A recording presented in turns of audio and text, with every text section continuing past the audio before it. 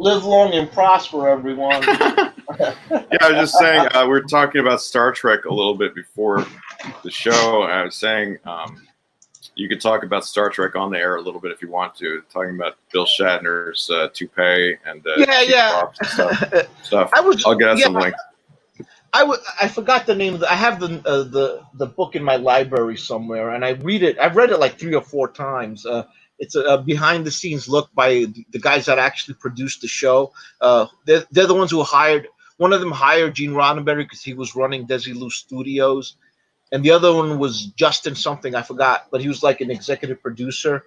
And and it talks about what happened from the first pilot, or like how Gene Roddenberry approached them, to all the way to the end of the series. And like what I love about this book is it's sort of like a behind the scenes as a production. Like it even gives you pictures of the actual invoices that they paid to create the props, and even how the props were made. And, what was the process for the props. It was an interesting book. And one of my favorite stories in that book is like William Shatner, who was bald even then. You mentioned George Takei Sulu before we went on the air. Like, he kind of confirmed that Shatner was bald even then, and that's true. That's what the book says. I think if he was wearing a toupee in the original series, then it's really good. It looks convincing. Yeah, it was so good that Shatner stole it. It was a prop wig, and he stole it, and then like he did it behind the scenes, and then like the prop departments, the budgets were very tight, and so they're like, "Where's the wig? It's missing." And they went to Shatner and they said, "Did you take the wig home?" And he said, "No, I didn't." And everyone knew he was lying. And like like they would see him on the weekend, he was wearing the Star Trek wig. Like, my other favorite story is talking about like his Ricky Ricardo, her husband Lucille Ball. Desi Arnaz, and she owned the studio. It was Desilu, but this is sort of like at the time where they're either separated or they're divorced. But Desi Arnaz is still sort of running the studio because he was a businessman. He was really the brains behind the operation. And then like the book is written by 2 people. One of them is and they use different font and color ink to when he's talking and when he's the other guy's recollecting. And then like when they hired this guy to run the studio for Desilu Studios, they hired this guy to come over, and then in walks Desi Arnaz, and he, with that Ricky Ricardo accent, and he goes, "Hey, you're the one who fucking my wife, eh?" And I just lost it, But he was behind the scenes, and like they were throwing a pitch to Lucy, and she was there with her new husband.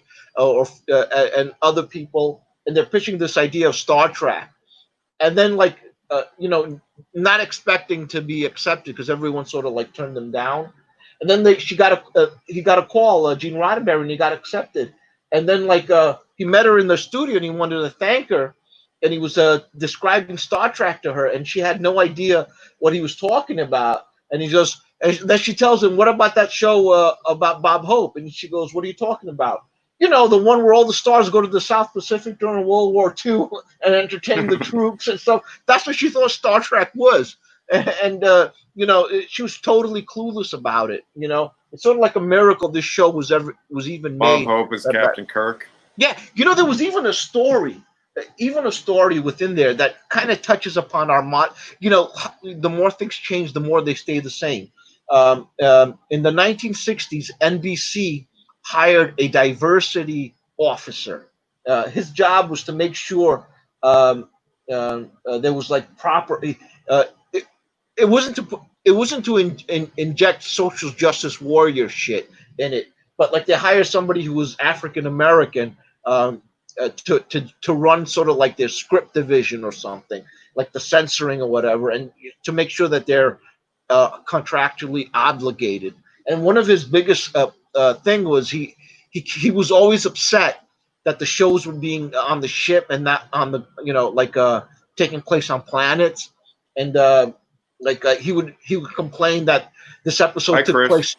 Hey, Chris, and he would complain that this episode only took place on the ship. It didn't take place on the planet. You're supposed to be exploring new worlds, and he was saying, I'm going to reject this script because they had to get approval from NBC before they did a script, and like half their year of filming was them fighting over this guy at NBC who kept rejecting the scripts because he didn't understand them, or he didn't think that they were what they were supposed to be producing. Like no one had a clue what science fiction was back then. It was especially on TV. Science fiction was established, though. Maybe some people were confused, but yeah, it was established, but there was a lot of sci-fi like in the 50s.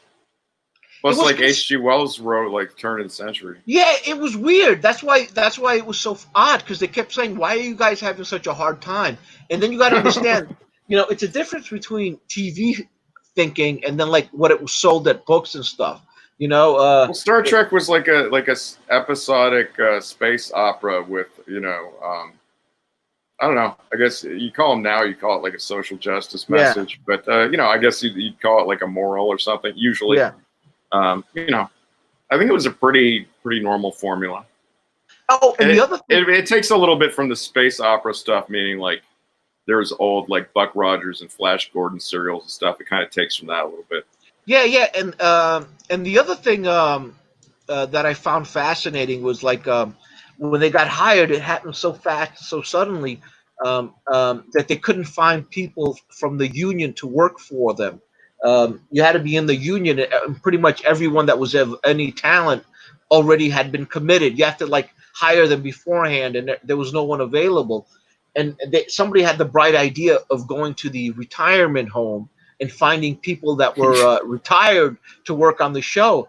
And they found the guy who did the lighting for like Gone with the Wind. That's why in the first season of Star Trek, you had this. I think you broke up or something. Oh, can you hear me now? Can you hear me now, guys?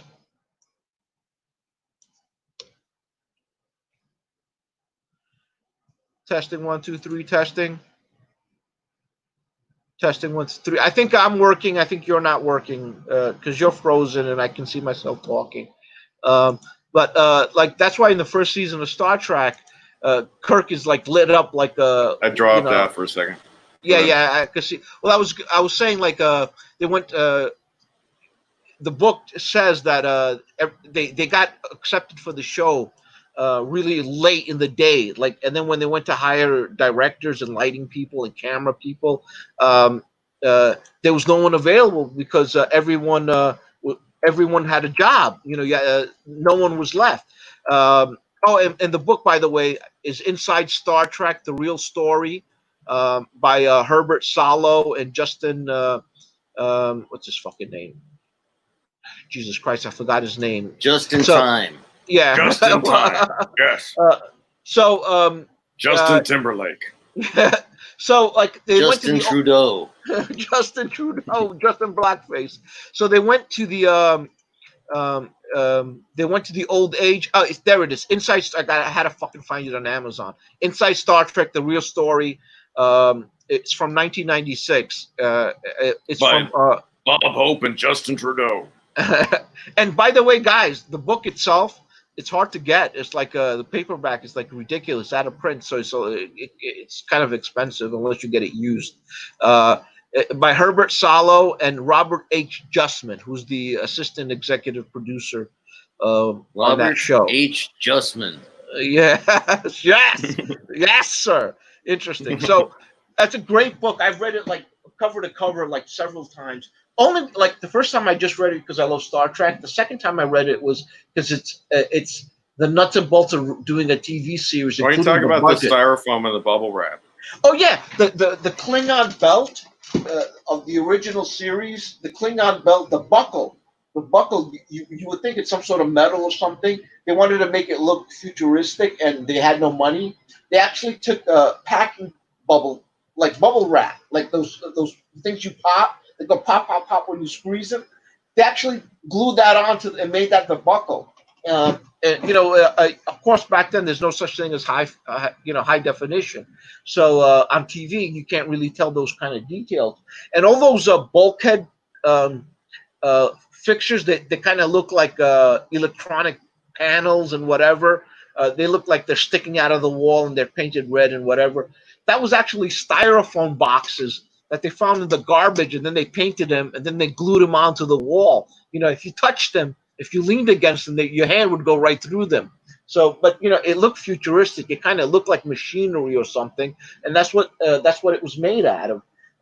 And then to talk about how fucking stupid the union was back then, because one way to it got really hot back then with the lights, but you couldn't have the union guy that did the electricity hook up the air conditioning. You had to go to the plumbers union to hook up the air conditioner, kind of shit. So it was like you had to pay two people to do a job one person could do, And like one way they saved money was they used to have this lighting where they used to have these gels that they used to put in front of cameras. I'm sorry, in front of the lighting, so it can project onto this, colors of the alien sky.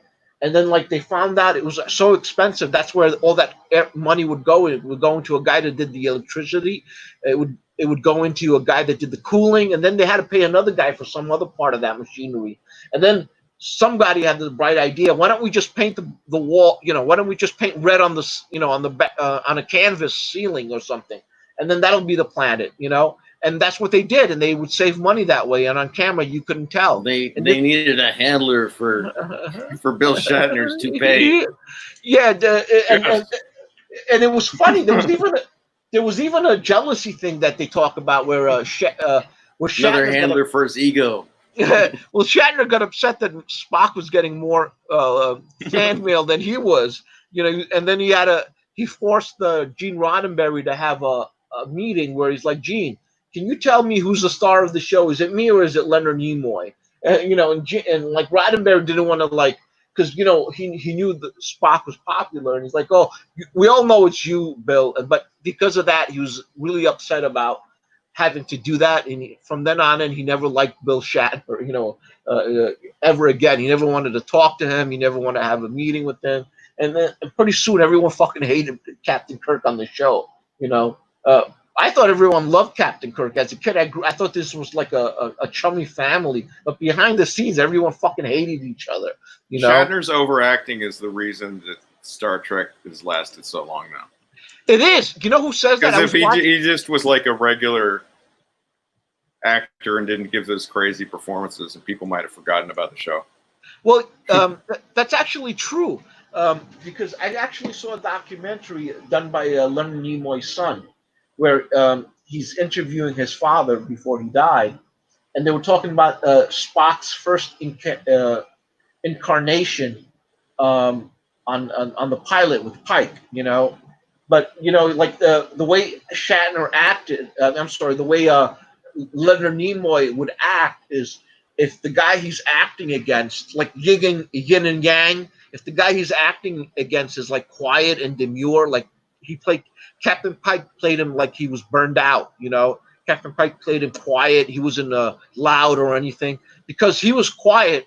That's why if you see the early episode of the K, Spock seems to have a little bit of emotion. He's a little out of character in that. He's overacting. He's over-emoting, I should say, not overacting. He's over-emoting. That's because Pike, the actor playing Pike, he's a great actor. He says nothing wrong with his performance, but he played the character subdued, like he was a burned-out. So captain. the more William Shatner would overact, the more subtle Leonard Nimoy. Yeah. Exactly. So he believed in that yin and yang kind of sort of like if you're over enthusiastic, I'm going to be subdued, and that allowed him to be Spock, And then like he tells one of the stories about it is the Vulcan nerve pinch. This story has been told all the time, where like the script said this is an episode where Captain Kirk is split into two beings. One of them is emotional, like it's all the bad parts of Kirk. And the other one is all the soy Kirk, he's all like almost like a pussy, and the other guy's like a demented, like over testosterone, like a Genghis Khan type, and then in the scene, Spock is supposed to hit him like he's behind him, and the two Kirks are facing each other, and the other Kirk is backing away, and Spock is supposed to sneak up behind him and hit him over the head. A Kirk sandwich. Yes. Yes. Technically it's not a Kirk sandwich because Kirk is not in the on the two ends of it. So Spock hits him in the head with the phaser in the script, and Leonard Nimoy's like, no, that doesn't seem right for Spock, who's this cerebral character. What if I do something with my hands, some sort of Vulcan martial arts? And then Kirk, the director had no idea what the fuck I was talking about, he said in the documentary. But when he did it on Kirk, he did that over when he got the Vulcan nerve pitch, and he sold it, and he passed out from the Vulcan nerve pitch, and that made it a thing. So if it wasn't for Kirk selling it, that no one would have ever used the Vulcan nerve pitch again.